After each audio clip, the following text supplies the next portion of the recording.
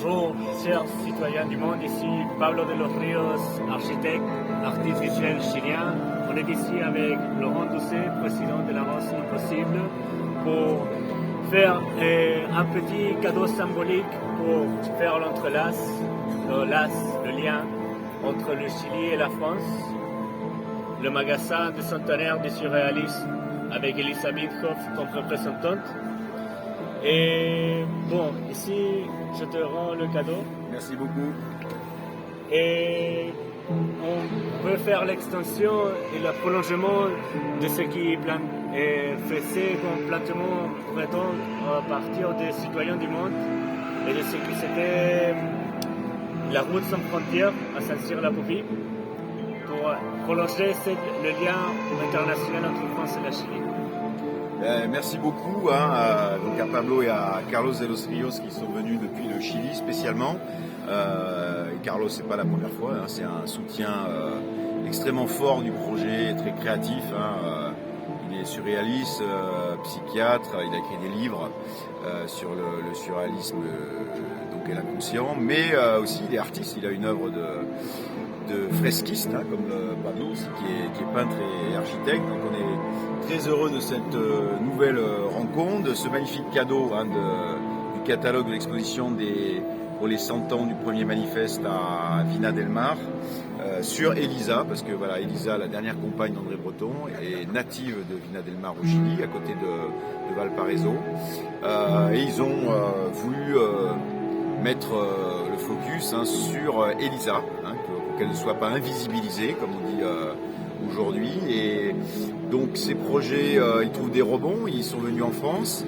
Ils nous proposent qu'on puisse effectivement approfondir ce projet avec notamment un projet d'exposition sur Elisa, notamment à l'occasion certainement de la sortie, peut-être la publication de ses lettres, de sa correspondance avec André Breton, de nombreux documents qui sont actuellement chez des ayants droit de la famille au Chili, et bien sûr à Saint-Cyr-la-Popie, voire d'autres endroits qui voudront bien partager ce projet.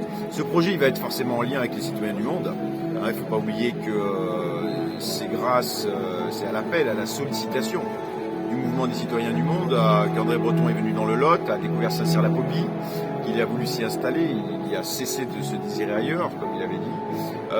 Aujourd'hui, de nombreuses bornes donc kilométriques symbolisent cette première route mondiale de la paix qui avait été ouverte il y a presque 75 ans. Ça sera 75 ans l'année prochaine que Breton avait été invité donc à Cahors, la création de Cahors Mundi, donc la ville de Cahors comme une ville mondialisée, et puis Saint-Cyr-la-Popie, bien sûr, la route des citoyens du monde, la première route de la paix entre donc Cahors et Saint-Cyr-la-Popie, puis après des différentes extensions jusqu'à Buenos Aires, avec le centre surréaliste Juan Andralis, avec le Japon, donc Tokyo, Kyoto, grâce au professeur Atsuko Nagai et Martine Monto, avec l'Égypte, donc suite à une exposition internationale du surréalisme, et bien sûr, on espère très bientôt, avec le Chili, après le Québec et la Gaspésie l'an dernier.